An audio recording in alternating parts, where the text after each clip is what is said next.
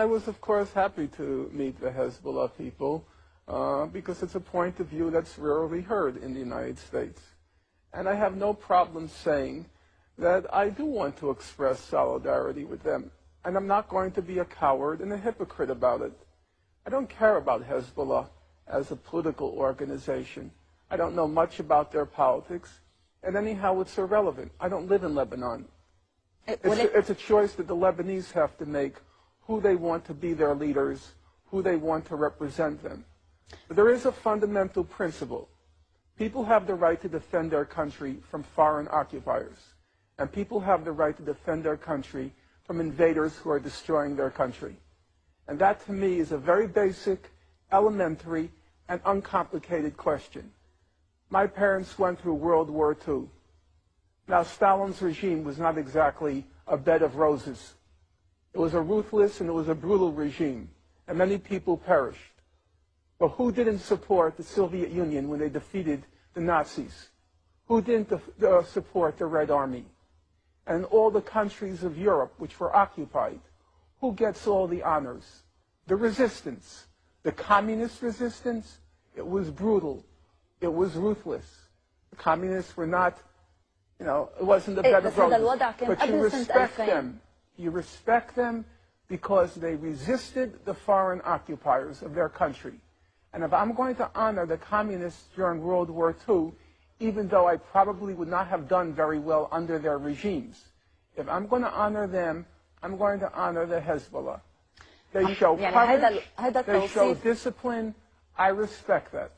هذا التوصيف صحيح، ولكن قبل سنة 2000 بعد 2000 صار في انسحاب إسرائيلي من منطقة الجنوب، صار في انقسام بداخل لبنان بين الأطراف السياسية اللبنانية حول موضوع مستقبل السلاح وموضوع المقاومة. يعني هذا الانقسام الذي حصل أنت هون عم تفوت طرف فيه، أنت عم تكون طرف. بالنهاية أنت عم تقول أنت عم تجي على لبنان زيارة، ولكن ما عم تشوف تداعيات اللي عم بيصير. بالنهاية تداعيات حرب تموز على الناس. Listen, if you want to close your eyes and believe it was all over in May 2000, you can do so. You can play that game.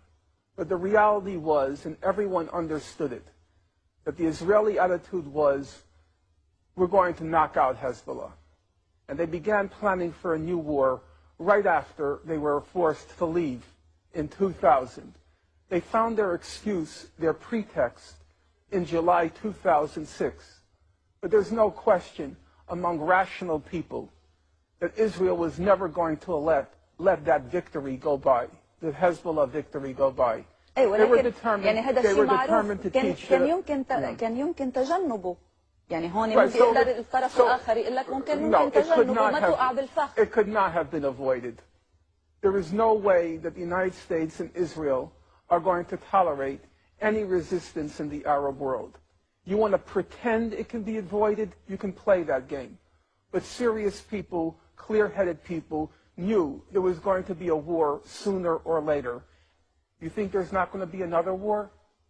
You think Israel is going to allow that defeat in July 2006? You want to pretend it's Hezbollah that's causing the trouble? No, there will be another war, and the destruction will probably be 10 times worse, maybe even more, than July 2006, because Israel is determined with the United States to put the Arabs in their place and to keep them in their place.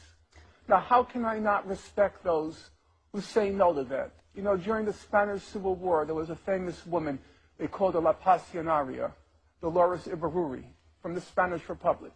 And she famously said, it's better to die in your feet than to walk crawling on your knees. ولكن هذا خيار الشعب اللبناني كله. يعني مش I totally agree. I'm not telling you what to do with your lives. I'm not telling you. And if you rather live crawling on your feet, I could respect that. I could respect that. People want to live. How can I deny you that right? But then how can I not respect those who say they'd rather die on their feet? How can I not respect that? Israel and the United States are attacking because they will not allow any military resistance to their control of the region. That's the problem. If Hezbollah laid down its arms and said, we will do whatever the Americans say, you wouldn't have a war, that's true. But you'd also be the slaves of the Americans. I have to respect those who refuse to be slaves. ما في غير طريقة واحدة اللي هي المقاومة العسكرية؟ I don't believe there's another way. I wish there were another way. Who wants war? Who wants destruction? Even Hitler didn't want war. He would much prefer to have accomplished his aims peacefully, if he could. So I'm not saying I want it, but I honestly don't see another way unless you choose to be their slaves. And many people here have chosen that. I can't really say I can understand it. You want to live. I can't really say I respect it. You know, so many dead, so much destruction, before the bodies are even buried, before the buildings are even rebuilt, the person who's responsible for it all, you can't wait to welcome him. You can't wait to roll out the red carpet. I can't respect that. In that respect, I like the Jews much more. I like their attitude. You know what the Jewish attitude is? Never to forgive, never to forget. And I agree with that. Why roll out the red carpet less than 2 years after your whole country was destroyed by them? The Secretary of State said it was the birth pangs of the new Middle East. That's the statement of a freak. A human freak would compare the birth of a child with the destruction of a country. And yet there are people here who are so anxious to welcome her. They're trying to figure out, what are the Americans thinking? They can't wait for their banquets. How can anyone respect that? I respect the Jews 1,000 times more. Never to forgive, never to forget. All the death and all the destruction. And you can't wait to welcome him. Norman, it's disgusting. Who the hell cares if Bush is coming?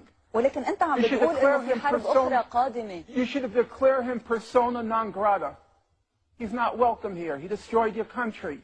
He was responsible for the war.